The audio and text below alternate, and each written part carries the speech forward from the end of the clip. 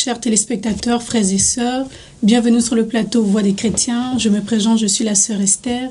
Nous avons l'honneur et le privilège de recevoir Monsieur Pierre Miguichat du parti CDH. Pourquoi vous allez sûrement être étonné, un député sur un plateau chrétien? Parce qu'il travaille souvent avec des pasteurs et il est connu de certaines communautés chrétiennes ici en Belgique. Et donc nous avons reçu ici dans le cadre des élections qui va se dérouler le 25 mai 2014. Bonjour Monsieur Pierre Miguichat. Bonjour. Bonjour à tous ceux qui nous regardent, à toutes celles qui nous regardent. C'est un plaisir pour moi de pouvoir être ici, effectivement. Vous l'avez dit, j'ai eu l'occasion de rencontrer pas mal de pasteurs. Je suis moi-même chrétien et je pense que c'est important de rencontrer justement la communauté et avoir ces échanges au moment des élections, mais même en permanence. Et je pense que tout le monde sait que je me manifeste quand même en permanence. Alors pour me présenter brièvement, j'ai été journaliste pendant longtemps à RTL, la télévision, ici en Belgique. Et puis je suis depuis 2009 député au Parlement bruxellois, conseiller communal dans la commune d'Anderlecht et je suis surtout maintenant candidat aux élections régionales à Bruxelles, liste 14 de CDH. Une liste qui est menée par Joëlle Milquet, la ministre de l'Intérieur, et je suis moi-même 71e, donc avant-dernier effectif pour pousser la liste, et on me retrouve sur la 4e colonne quand on va voter, et donc voilà pour la liste CDH. Voilà. En tout cas, comme vous avez entendu, il s'est présenté. Maintenant, nous allons passer aux questions. Donc la première question, c'est quel bilan vous tirez des 5 ans en tant que député du CDH? Mais un bilan très satisfaisant et en tout cas je suis très fier d'avoir pu contribuer à pas mal de sujets qui touchent de près aux citoyens ici à Bruxelles et en Belgique de manière générale. La lutte contre la pauvreté, nous avons fait beaucoup de débats au Parlement par rapport à cette problématique. Voir comment on peut aider les gens à s'en sortir, quels sont les leviers activés en termes d'emploi, de logement. J'ai animé des discussions, des rencontres qu'on a appelées les midis de la pauvreté.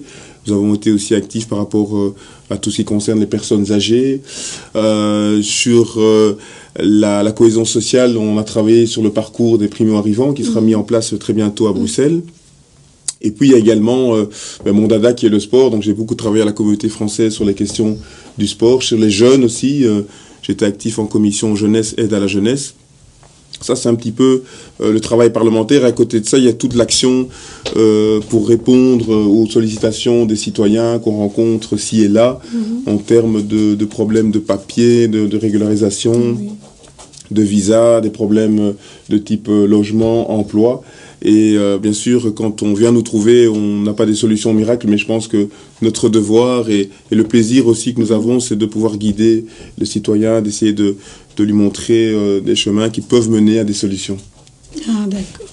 Et la deuxième question, c'est quels sont vos projets pour les 5 ans à venir? Mais le projet, c'est très simple. Je pense qu'il est capital, évidemment, que je sois actif dans le domaine de l'emploi, parce que je pense qu'à Bruxelles, on a besoin que notre région offre de plus en plus d'emplois aux Bruxelloises et aux Bruxellois, surtout les personnes qui sont souvent parfois discriminées. Et donc là, je crois qu'il y a un travail par rapport à la lutte contre la discrimination, faire en sorte que l'emploi, bien sûr, à Bruxelles soit de plus grande qualité. Et donc, c'est important d'être actif là-dessus. L'éducation aussi de nos jeunes, parce que justement, l'emploi sera plus facile pour nos jeunes s'ils ont une meilleure éducation, s'ils connaissent le néerlandais.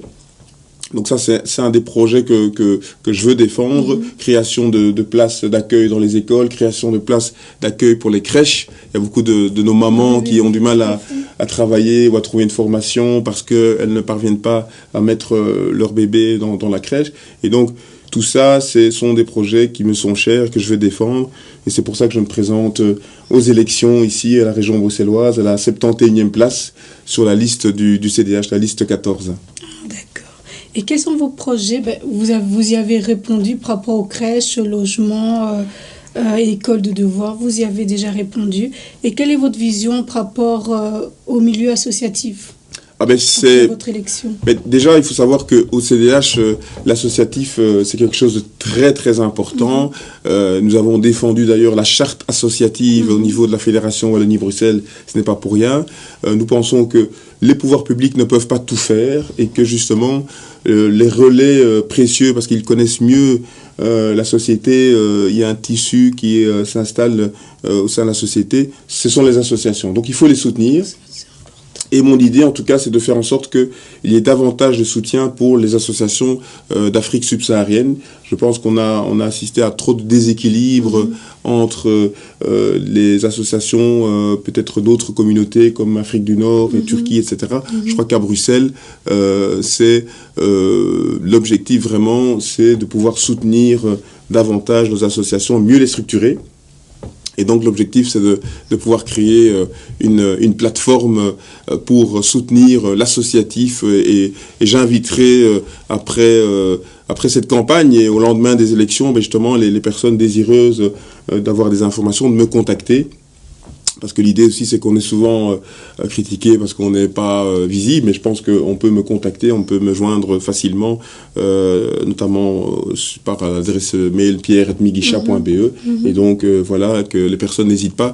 Je serai, j'espère, incarner justement ce relais pour permettre à des gens qui sont désireux de développer des projets, tourner vers Bruxelles, vers la Belgique ou tourner vers l'extérieur, de connaître un petit peu les rouages, les ficelles pour obtenir du soutien, des subsides, des facilités, des locaux, etc.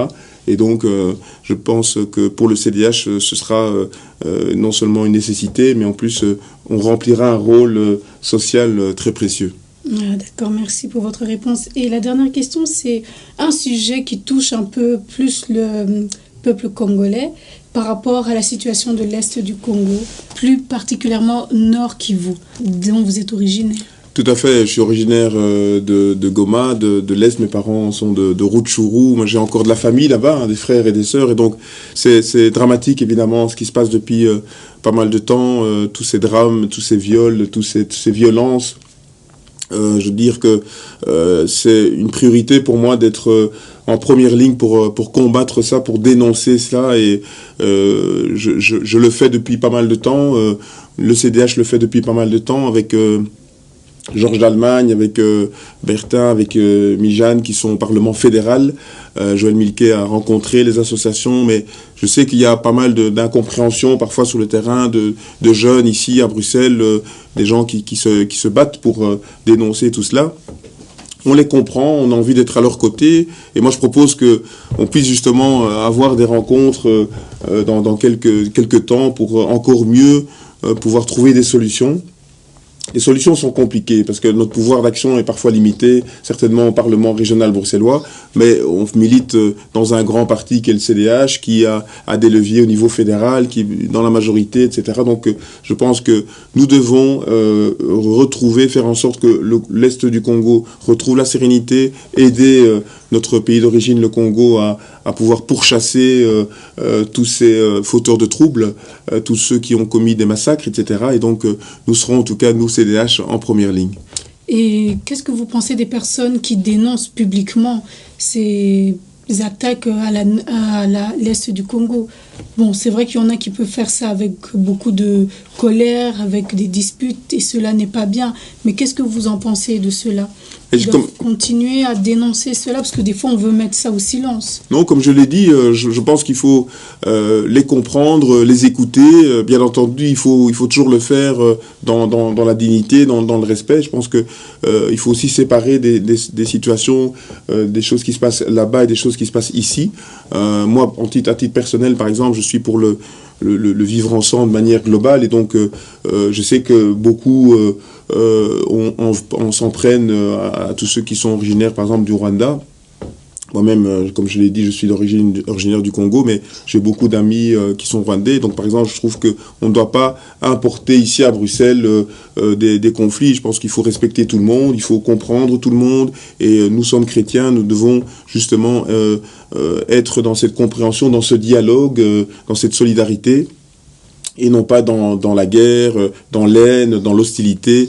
Donc voilà. Donc par contre, on va bien sûr non seulement les recevoir, mais je les invite à peut-être une mesure dans leur réaction, parce que les vraies solutions, elles viendront sur le moyen, sur le long terme. Elles ne viennent pas avec des actes de violence ici. Donc ce n'est pas nécessaire ou ce n'est pas utile, c'est pas productif.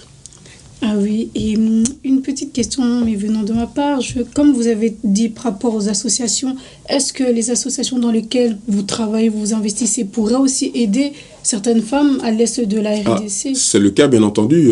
Je suis ma propre mère, très active, par exemple, dans l'association FIREFEC, qui est assez connue ici à Bruxelles, et qui a des projets concrets pour nos mamans là-bas en RDC. Donc, bien entendu, c'est une des priorités. Moi-même, j'ai soutenu Fistuled, qui est une association qui va là-bas à Kinshasa et même à l'Est opérer des femmes qui ont été victimes de viol. C'est ça, c'est qui est important de venir en aide à des personnes là-bas via l'associatif ici, c'est ce que je disais. Donc si ces aides peuvent aussi profiter là-bas, ce serait bien. Et donc c'est pour ça que à nouveau j'ai envie d'être fort dans ces élections, d'avoir un gros score et voilà, il faut que nos téléspectateurs et ceux qui nous regardent retiennent ce numéro, la place 71 sur la liste 14 du CDH. Voilà, ce dimanche 25 mai, c'est vraiment capital que pour ces élections régionales à Bruxelles, il y aura 3 élections. Il y aura les élections européennes, les élections à la Chambre, au Parlement fédéral. Donc les gens voteront 3 fois. Et en ce qui me concerne, je serai présent pour le 3e vote. C'est la 71e place, c'est la 4e colonne. Et voilà, pour le CDH, liste 14. Merci, chers téléspectateurs. Vous nous avez suivis sur le plateau de La Voix des Chrétiens. Comme M. Pierre Méguichet vous l'a dit, votez-le le 25 mai 2014, liste 14, numéro 71.